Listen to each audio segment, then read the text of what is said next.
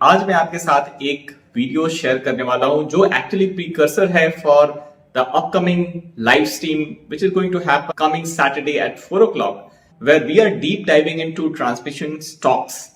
सो दोस्तों, transmission stocks में invest करने से पहले ट्रांसमिशन सेक्टर क्या है ये जानना बहुत इंपॉर्टेंट है, और इसीलिए मैं आपके साथ लेकर के आ रहा हूं एक ट्रांसमिशन वैल्यू चेन एनालिसिस, जहां पे हम लोग कंप्लीट ट्रांसमिशन वैल्यू चेन को डिकोड करने वाले हैं, so that you can really understand this sector, because this sector is a kind of decadal theme. So it's better that you spend some time understanding the nuances of this sector, and then only you can jump to the live stream which is going to happen. तब उस live stream में actually मजा आएगा। So इसलिए ये video मैं आपके साथ शेयर कर रहा हूँ। Hopefully आप इसको पसंद करेंगे। हालांकि ये वीडियो जुलाई 2024 में शूट की गई थी, बट इसमें बहुत सारी चीजें अभी भी रिलेवेंट है, बहुत सारा इसमें जो विजडम है वो टाइमलेस है। So please spend some time before we release the next live stream at 4 o'clock। So stay tune for more with साबर। सो इस वीडियो को शेयर जरूर करें ताकि ज्यादा से ज्यादा लोग नुएंसेस को समझ पाए। And just to give you a background, I am electrical engineer. So इस सेक्टर को मैं बहुत ही लेमैनिश टर्म्स में समझा रहा हूँ, डिकोड कर रहा हूँ, so you understand the fact of the matter. So looking forward to a deep engaging discussion on transmission sector. I am Amitav, welcoming you in the part 2 of this series when we are sharing our wisdom, our deeply researched understanding of this whole sector. If you like our work where we go deep and understand it for you and simplified it in a layman's language so that every retail investor can understand before investing into these complex terminology backed sectors. So transmission being one such sector. So give us a thumbs up if you like our work and share our content with your friends. And also don't forget to add the new sector which you would like to understand in detail. Because हम लोगों ने अभी तक data centre को simplify कर दिया, power sector को simplify कर दिया, वाटर पे हमारा प्रयास जारी है, और ट्रांसमिशन के सीरीज में ये वीडियो है ट्रांसमिशन का। सो आगे इस वीडियो में हम बात करने वाले हैं बहुत ही इंपॉर्टेंट चीज़ों की, जैसे value chain, complete value chain की अंडरस्टैंडिंग हम इस वीडियो के बाद ऑब्जर्व करेंगे कि डायरेक्ट बेनिफिशरीज कौन है और इनडायरेक्टली कौन सी कंपनी बेनिफिट होने वाली है, the players and their respective margins, and उन मार्जिन को ट्रैक करके हम बेहतर रिजल्ट्स वाली कंपनियों को आइडेंटिफाई कर सकते हैं। Also in the last we will be talking about 14 important companies and their financials. You can develop a overall holistic view of the whole sector which will help you make a better decision. Growth triggers है वो इस industry के major players को कैसे impact कर रहे हैं, and when I will be discussing around 15 major listed players who has actually shaped this transmission sector. So I hope आपको ये वीडियो अच्छा लगेगा। So let's get down into the total addressable market of transmission sector, because transformation capacity is directly linked to TAM. मैंने पिछले podcast में बताया था कि total addressable market for transmission sector in next 5 to 6 years is going to be 4,75,000 crores. And here goes the details of that TAM for you. And before you proceed, here is a caveat. अगर आप इस sector को अच्छे से समझना चाहते हैं then इस वीडियो को पूरे तरीके से देखें। हमें ये जानना जरूरी है कि total addressable market of transmission sector कितना है। तो टैम की बात कर लेते हैं सबसे पहले। पहले नेशनल इलेक्ट्रिसिटी बोर्ड ने जो असेसमेंट किया था उसमें टैम जो था वो for next 5 years was 3 lakh crore, but October 2023 में इन्होंने इसको रिवाइज किया, और जो नया टोटल कैपेक्स जो है that is going to be 4,75,000 crore. So अगर हम सिर्फ ट्रांसमिशन की बात करें तो हमारा टैम जो है वो 4,75,000 करोड़ है। इसमें 20% जो कॉस्ट है that is going to be spend on construction on the services side में होगा, and 80% goes towards the supply of material. So हमारा फोकस 80% साइड में है, because we are going to study these OEMs who are going to supply materials to this segment, to this project. So 80% becomes 3,80,000 crores. इस total 3,80,000 crores में भी सब segments में distribute कर सकते हैं। Number 1 and highest proportion is towards substation. That is around 50%. Then 45% goes towards the tower structure, and remaining 5% goes towards conductor and insulators. 1,70,000 crore is TAM for towers, 1,90,000 crore is TAM for substations, and roughly 20,000 crore is the TAM for conductor and insulator makers. अगर हम substation को further break down करें तो substation में जो main constituent होते हैं उसको हम 3 पार्ट में डिवाइड कर सकते हैं. One is the civil part which is रफली 50% of the time for substation and 30% goes towards the transformer. Transformer का टाइम हो जाता है around 57,000 crores. So balance 20% is switchgear, which is there to protect those transformers. So the TAM for switchgear is 38,000 crores. We are going further deep into all these makers, the direct beneficiaries of these components like tower, transformers, switchgears, and conductors. So this is the overall plate which I would like you to look upon. You can have a look at the complete transmission value chain. इसमें major constituents are tower. Tower भी 2 type का होता है, उसके भी अलग अलग makers हैं. सेकेंड लेग इज सबस्टेशंस, इसके अंदर आ जाता है ट्रांसफार्मर और switch gears. And third leg is conductors plus insulators.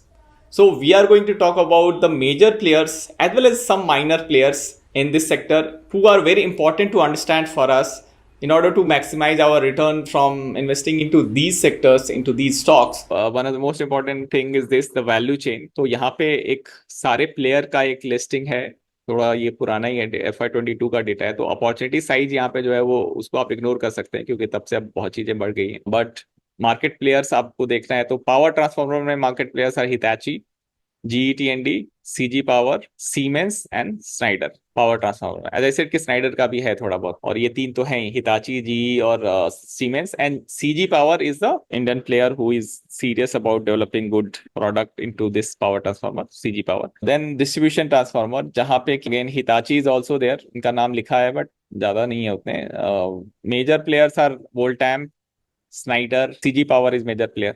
So CG Power is main and Voltam, Schneiders are the main players into distribution transformer. Transmission value chain में सबसे important चीज होती है वो है सबस्टेशन, और सबस्टेशन का सबसे इंपॉर्टेंट पार्ट इज ट्रांसफार्मर. बड़े प्लेयर्स जिनके बारे में मैंने पिछले अपने ट्रांसमिशन पॉडकास्ट में बात की थी वो है GE, Hitachi, ABB, Siemens. But important thing to note is that who is going to benefit most from this transmission capex are players जिनकी percentage revenue from transmission and develop distribution is higher. GE and Hitachi is having 100% overlap with this sector. वहीं ABB जो कि काफी diversified player है, they have around 41% revenue contribution coming from transmission and distribution, because it's sometimes very difficult to bifurcate between a distribution and transmission. So जो player हैं, इस transformer maker हैं, वो distribution transformer भी बनाते हैं and transmission sector के लिए भी transformer बनाते हैं. तो उनका जो एग्रीगेट कंट्रीब्यूशन जो है हमने यहाँ पे रिप्रेजेंट किया है as a percentage revenue from T&D. And Siemens is likewise having just 28% of contribution from transmission and distribution. Apar को यहाँ पे आप देख करके थोड़े चौक रहे होंगे. अपार यूं तो कंडक्टर मैन्युफैक्चरर है, बट यहाँ पे मैंने इसलिए रखा है बिकॉज इनका 26% revenue is coming from a business which is related to transformer. Basically they are one of the world's largest transformer oil manufacturers. So transformer के अंदर एक कूलिंग के लिए ऑयल लगता है, तो कूलिंग ऑयल जो है जो ट्रांसफार्मर के लिए बनता है, that is also a part of transformer value chain. That is the indirect beneficiary I was talking about. So APAR is also indirectly involved into transformer value chain as 26% contribution. So total addressable market of this transformer maker for transmission power को अगर हम ध्यान से देखें तो इसको, इस पूरी इंडस्ट्री को 3 तरीके से डिस्ट्रीब्यूट किया जा सकता है. जो हमने पहले टैम की बात की हुई है, तो मार्केट साइज जो है वो सबसे बड़ा मार्केट अपॉर्चुनिटी जो है एक्स्ट्रा हाई वोल्टेज साइज में है. एक्स्ट्रा हाई वोल्टेज किसको कहते हैं? जो मोर देन 66 किलो वोल्ट पे ऑपरेट करते हैं, एंड उनसे कम रेंज यानी 36 kV टू 66 kV के रेंज पे जो ऑपरेट करते हैं, that is high voltage range. And उनसे भी कम यानी लेस देन 36 kV रेंज को मीडियम वोल्टेज रेंज कहते हैं. तो मीडियम वोल्ट रेंज में जो मार्केट अपॉर्चुनिटी है दैट इज 35,000 करोड़. उनसे ज़्यादा अपॉर्चुनिटी हाई वोल्टेज रेंज में है 75,000 crore. But double of that size is available for extra high voltage player. And who are these extra high voltage players? Are Siemens, GE, Hitachi and Crompton Greaves. Let's just understand that in बड़े players का market कैसा है, तो इसको थोड़ा और closely observe करते हैं इस space को, and let's focus on 5 big players and their market positioning across this voltage range, so that we can understand that which company is going to do better in terms of having a better prospects, and we can further look at these companies more closely. ये जो 5 बड़े नाम हैं जैसे ABB, Siemens, Schneider, Hitachi, GE और CG Power को भी add कर लेते हैं. तो नुआमा की रिसर्च में उन्होंने ऐड किया था सीजी पावर को जस्ट टू बेंचमार्क कि कौन कौन से प्लेयर किस किस रेंज में है। ये बहुत इंपॉर्टेंट है to understand this big big guys. जो एबीबी जो है उसका आप देखोगे कि जो ग्रीन में है वहां पे उनके प्रोडक्ट है। तो अब वोल्टेज क्लास यानी कि लेस देन 1.1 केबी यानी लो वोल्टेज हो गया, लो वोल्टेज, और इसने अप टू 36 केबी को मीडियम वोल्टेज बोला हुआ है और मोर देन 36 केबी को हाई वोल्टेज बोला हुआ है, और अल्ट्रा एक्स्ट्रा हाई वोल्टेज 66 केबी के ऊपर को बोला हुआ है। तो this is the classification for transformer level पे। तो एबीबी जो है वो छोटे ट्रांसफार्मर में है, अब लो वोल्टेज और इसमें है एबीबी। तो मैं जैसा मैंने बताया कि this is not a transmission player, मेरे लिए transmission player is this is the range actually. तो उसमें कौन कौन से हैं? सीमेंस, अजय सेट, हिताची, जी, और CG power is developing this. So these are the 3-4 player जो हेवी ट्रांसमिशन में है, एक्स्ट्रा हाई वोल्टेज वाले में है, अल्ट्रा हाई वोल्टेज में है।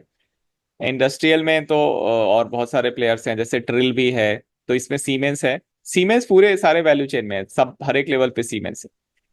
Schneider is not there into industrial, हालांकि मुझे लग रहा है स्नाइडर अच्छा एच हाई वोल्टेज में नहीं है, मीडियम वोल्टेज में है।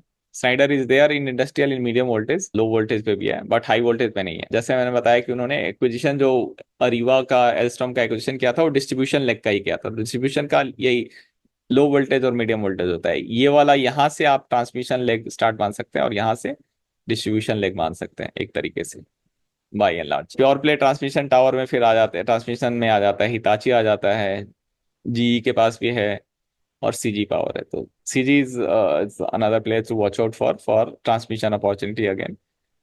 So this is the game. ABB is although valued very high, but because of other reason, not because of transmission reason. That's what I can say. Schneider is there for data center and obviously for RDSS scheme के कारण Schneider का है। Siemens तो चलो all in all है, and Hitachi is the pure play transmission play. Capacitor में Hitachi is there and CG Power is there. Switch gears में Schneider, as I said already, Hitachi, G, CG is also there. Cables में Apar is there, KEI, Polycab, Havells, Universal. Then insulators में Hitachi, Aditya Birla Insulator is another company. So these are the market leaders into insulators. Energy meters में Genus and HBL is there. और Schneider also makes energy meters, smart meters वो बनाते हैं, white level बनाते हैं वो लोग। Snyder electric India limited, unlisted arm. And transmission towers में ईपीसी में ये टाटा प्रोजेक्ट्स, एलएनटी, केईसी वगैरह ईपीसी में है। कल्पतरू, स्किपर के पास अपनी मैन्युफैक्चरिंग यूनिट है, केईसी के पास कल्पतरू, ये लोग वर्टिकली इंटीग्रेटेड है, केईसी, कल्पतरू और स्किपर। बट एलएनटी जो है वो आउटसोर्स है, टाटा प्रोजेक्ट पूरा आउटसोर्स है। इसमें की प्लेयर्स जो हैं वो केईसी इंटरनेशनल है, गैमन इंडिया है, कल्पतरू है, लार्सन एंड टूब्रो है, Jyoti structure is also coming back. तो एक समय में ये तीन ही लोग थे, केईसी, कल्पतरू एंड ज्योति। ये 10 साल पहले ये तीनों नंबर 1, मतलब they were competing with each other. But बीच में ज्योति में प्रॉब्लम हुआ, अब वापस ज्योति वापस खड़ी होना चाह रही है। But these guys are doing well, KEC and Kalpataru, and L and T had been there already. तो एलएनटी तो is doing multiple things.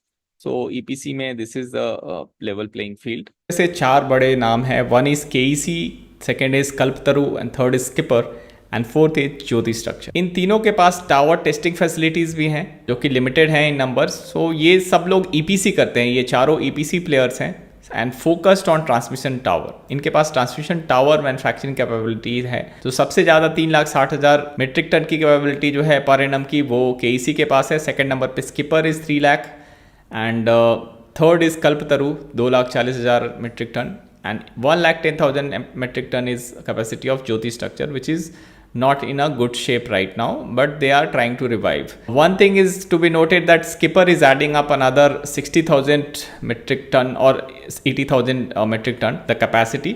Monopole बनाने की कैपेबिलिटी जो है वो स्किपर की सबसे अच्छी है।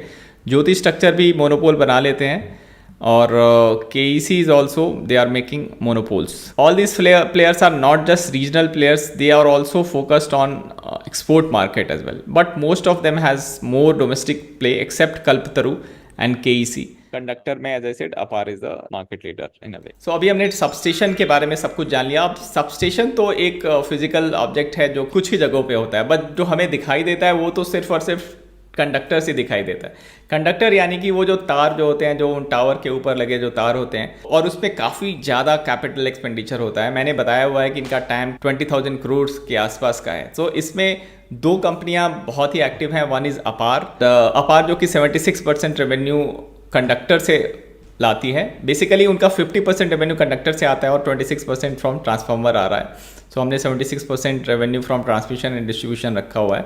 सो 50% रेवेन्यू इनकी कंडक्टर से आती है। इस तक Apar is the market leader. There is another company called Sterlite power, but that is unlisted. But listed peers में देखें तो KEC has recently announce that they will get into manufacturing of conductors, क्योंकि केईसी ऑलरेडी प्रोजेक्ट करती है। KEC के बारे में भी हम बात करेंगे डिटेल में when we will be covering the transmission tower value chain. Overall plate में 4 कंपनियां हैं। अपार इंडस्ट्री जिसका कि ऑर्डर बुक अभी 6,800 करोड़ का है। सो काफ़ी बड़ा market share, around more than 30% का मार्केट शेयर होगा। और similar market share would be there with Sterlite power, जो कि डायरेक्ट कॉम्पिटिटर्स हैं। They hold sizable market share in India and have a strong presence in export market as well.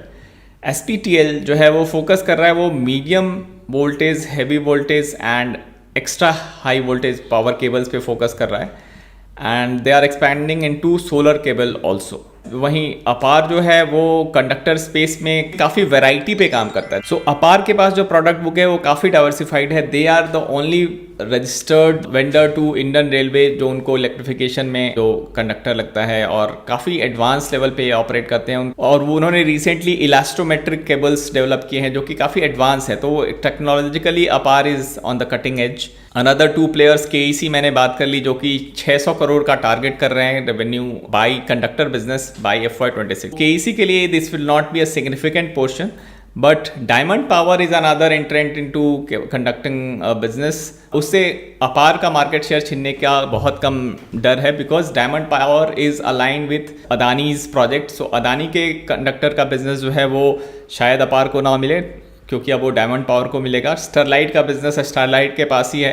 KEC का business KEC के पास आ जाएगा, but जो बाकी दुनिया है वहाँ पे Apar will be there to get a good share of the project business. Let's talk about the overall plate. कौन कौन सी कंपनियां जो हैं जो मेजर हैं, और मैंने कुछ जो मेरे स्कैन में आई है, this is not the whole universe, I have picked up around 15 companies. उनका market cap, top line growth, operating profit margin और profit bottom line growth and ROE and ROC, ये 4-5 नंबर्स मैंने लिए हुए हैं जो कि 5 years एवरेज है generally. Watching this video so far, which means you are a serious investor and you like deep dives like this.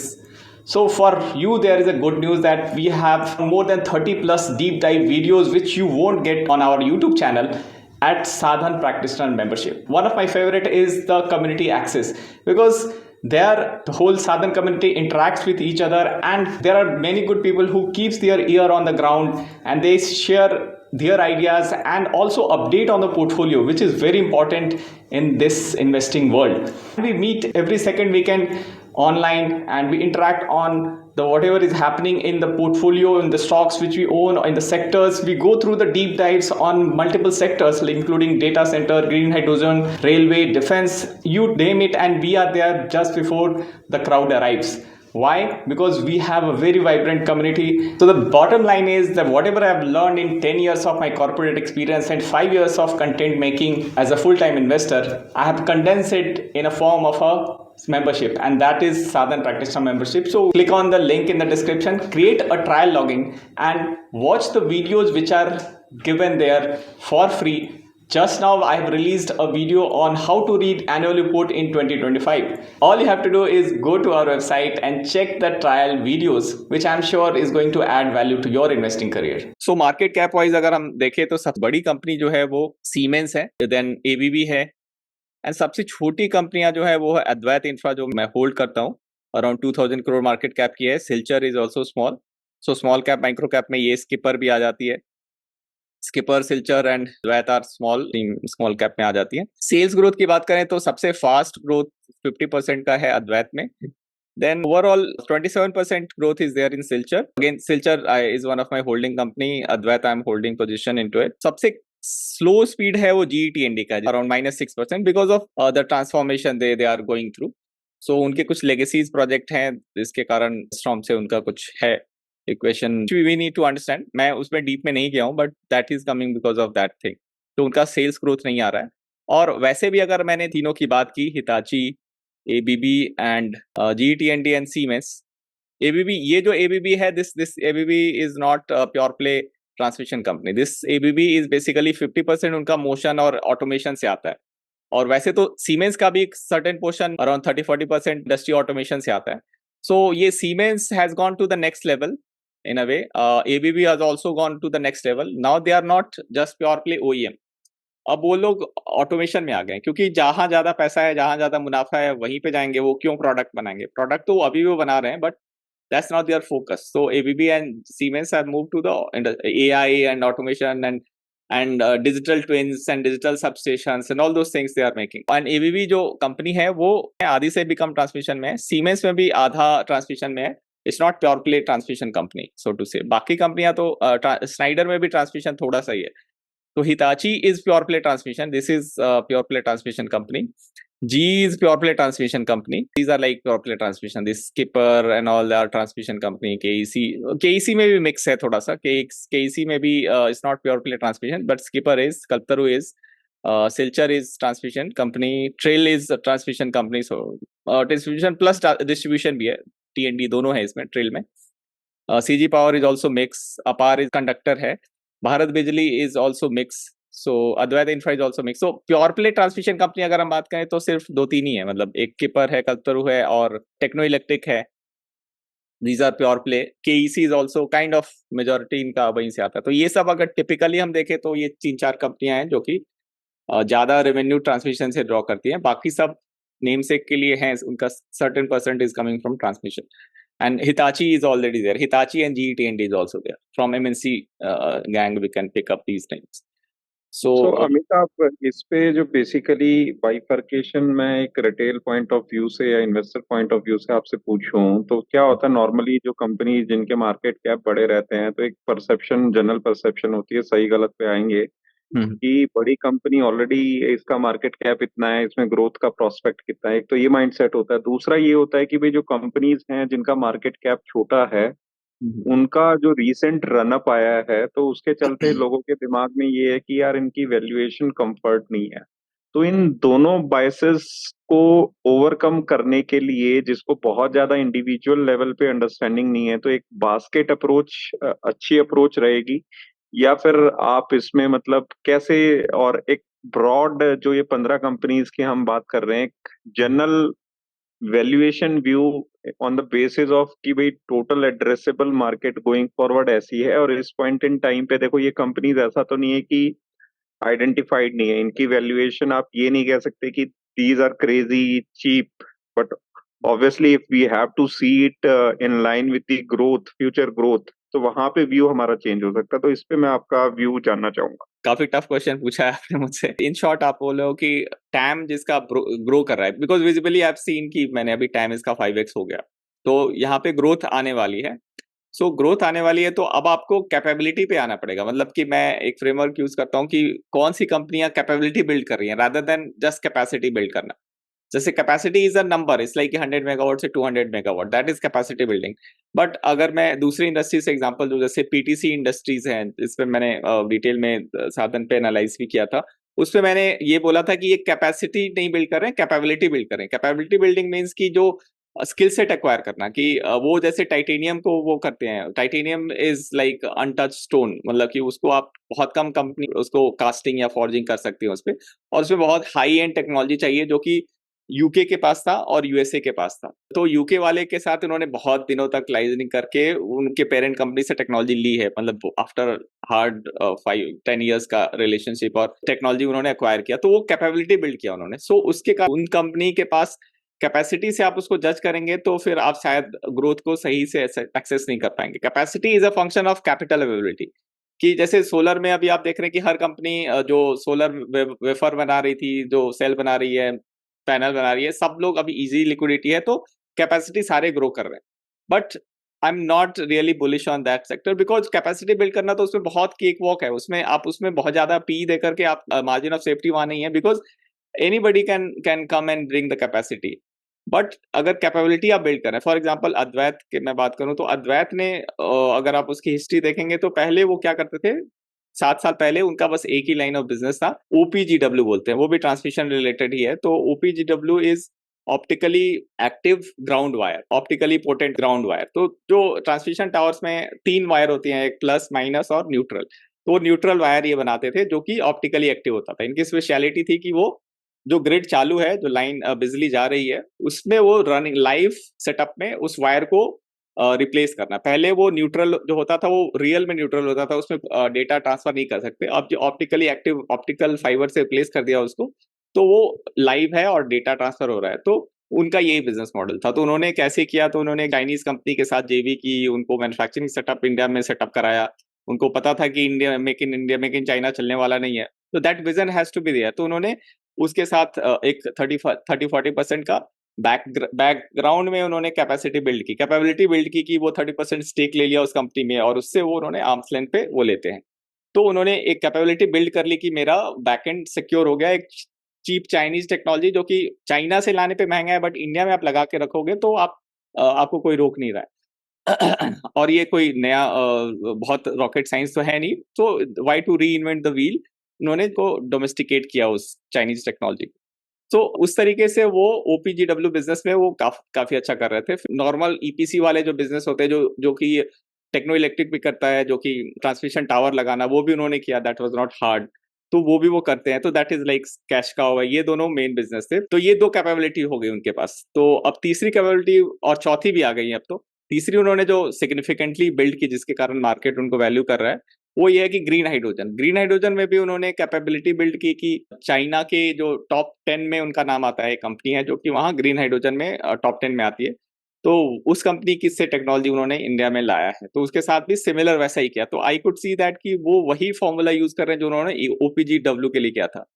Same formula वो उसके लिए ग्रीन हाइड्रोजन के लिए कर रहे हैं, और अभी the stock is doing well because they are winning these contracts. उन्होंने पायलट भी किया, एक छोटा सा प्रोजेक्ट उन्होंने एक छोटी सी कंपनी के साथ, पीएसयू के साथ किया। तो पायलट लेवल पे टेस्ट किया, फिर उसको इंडस्ट्री लेवल पे अप कर रहे हैं। सो उन्होंने वो धीरे धीरे कैपेबिलिटी बिल्ड कर रहे हैं। So that's why I am ready to give Advait Infra P, let's say whatever its P is. So it's very high P, but that is okay for me because they are building up a capability. वहीं पे अगर हम इसका competition देखें, खैर इसका competition नहीं है, लेकिन इस लिस्ट से अगर हम किसी दूसरी company, Apar industry is also like that, उनका मैनेजमेंट भी, तो ultimately things boil down to the management quality. Apar industry की मैनेजमेंट इज सुपर। तो they have also invested in to building capability. अब वो बोलते हैं कि हम लोग रेलवे के पास जाते हैं तो बोलते हैं कि सर आप ये पुराना कंडक्टर क्यों लगा रहे, टेंडर मंगा रहे हो, दैट इज काइंड ऑफ सब ऑप्टिमल टेक्नोलॉजिकली। आप एडवांस ये कंडक्टर लगाओ रेलवे इलेक्ट्रिफिकेशन के लिए। तो रेलवे बोलते हैं कि नहीं, अभी नहीं, अगली बार में करेंगे। तो so they are in cutting edge of their domain. So वो एक कैपेबिलिटी बिल्ड की हुई उन्होंने। उनकी इस बात से अभी बिजनेस में कोई वॉल्यूम में कोई चेंज नहीं होगा, but I as a investor when I read Apar का कॉन कॉल, तो आई रीड कि वो लोग उस नेक्स्ट लेवल के लिए तैयार है। तो that is capability for me. So capacity तो बहुत ही सिंपल सी चीज है, छोटी सी चीज है, उसके लिए आप बहुत ज्यादा पी मत दो। मेरा मतलब कि मेरा रिटेल इन्वेस्टर के लिए यही मैसेज रहेगा कि आप देखो कि कैपेबिलिटी कौन बिल्ड कर रहा है। जैसे केईसी वगैरह है, तो केईसी ये लोग एक मैच्योर फेज में जा चुके हैं, कल्पतरू भी एक मैच्योर फेज में जा चुके हैं। बट इसमें अगर आप देखते हो कि कोई वो नई चीज कर रहा है जो आज तक उसने नहीं की, फॉर एग्जाम्पल बहुत सारी कंपनियां सोलर ईपीसी में आ रही है, तो उसमें कोई रॉकेट साइंस नहीं है। उसमें कोई भी सोलर ईपीसी, तो मैं भी चाहूँ तो अभी एक सोलर ईपीसी कंपनी खोल सकता हूँ, उसके लिए कोई लाइसेंस नहीं चाहिए। आपको सोलर पैनल खरीदना है और दो लोग पकड़ने हैं और उसको इंस्टॉल करना, दैट इज सोलर ईपीसी। तो उस कंपनी में आप उन ईपीसी कंपनी को वैल्यू देने की कोई जरूरत नहीं है मेरे हिसाब से, क्योंकि वो कोई कैपेबिलिटी नहीं है, वो तो एक लेबर लेवरेज है। लेबर लेवरेज और capital leverage can be replace any time, but जो टेक्नोलॉजी का लेवरेज है, जो कि सीमेंस के पास है, एबीबी के पास है, या स्नाइडर हिताची के पास है, वो तो आप नहीं मैच अप कर पाओगे। सो इसलिए यू हैव टू पे premium for that also, because their parents have build capability over a decade of their existence, and Schneider particularly have built through many acquisitions. तो हर कंपनी, Hitachi is also growing through acquisitions. तो सारी बड़ी कंपनियां हैं, they one thing is common that they have grown through acquisition, then they have acquired technology, not the business. तो business के लिए जो acquisition कर रहा है, वो एक्विजिशन मेरे हिसाब से ठीक है। आप उसको अगर वो 20 की पी पे है और उसने एक कंपनी एक्वायर की जो मार्जिन अच्छा दे रहे हैं और सब कुछ accretive है, जिसे technically as a accountant we can say that margin accretive acquisition है या एक्रेटिव एक्विजिशन है। ईपीएस उनका बेहतर है आपसे जब जिस मार्जिन रेशियो पे आप स्वैप कर रहे हो, जो स्वैपिंग कर रहे हो उस पे। तो एक्रेटिव केस में भी आप 20 से 50 का पी 30 का पी नहीं दोगे, 20 से 25 का दे दोगे अगर थोड़ा सा पॉजिटिव हो रहा है। But if they are acquiring some technology which can be a doorway to a different TAM, जो उनका एक नया टैम अगर उससे ओपन हो रहा है, then you should give higher premium for that. For example CG Power में अभी जो लीवर है, जो 400 के ऊपर स्टॉक जाकर के रुक गया था, जो टर्न अराउंड की स्टोरी 400 तक चली, जो 30 से लेके 400 तक चली, उसके बाद वो रुका हुआ था। स्टॉक क्यों रुका हुआ था? क्योंकि उन्होंने जो करना था, जो होना था, जो पुराने लेवल पे आ गए थे। सीजी पावर बैंकक्रप्ट होने के पहले जिस लेवल पे था वहां तक आ गया था फंक्शनली। बट उसमें जो री रेटिंग हुई वो इसलिए क्योंकि वो लोग एक्सपोर्ट के लिए एक्सपोर्ट के लिए उन्होंने अपने प्रोडक्ट पोर्टफोलियो को बेहतर करने की कोशिश की और वो R&D पे फोकस करने लगे और अब एक्सपोर्ट के लिए रेडी हो गए। तो 10-12 महीने लगे उस पे, प्राइस भी 400 से 500-600 ही हुआ है। बट अब नंबर्स आएंगे, then it would get re-rated because they have build the capability. So अब उनको एक नया टाइम मिल गया। अब वो हम सिर्फ इंडिया के ट्रांसमिशन सेक्टर की बात नहीं करेंगे, दे विल टॉक अबाउट कि हाँ सऊदी में, मिडिल ईस्ट में भी कैपेक्स हो रहा है, तो वहां पे भी हम लोग सप्लाई कर सकते हैं। So that's how we have to look at the whole this growth versus this whole thing. And ultimately अगर इनका शॉर्टकट अगर पूछा जाए तो एक वर्ड में अगर पूछा जाए तो क्वालिटी है। मैनेजमेंट क्वालिटी अगर है तो आप पी ज्यादा दो, simple, just to summarise. And तो मैनेजमेंट क्वालिटी का फंक्शन है capability. So in short, that is my triangle to look at. You added a very important perspective, capability versus capacity, and that would be very helpful for our audience. Definitely makes more sense.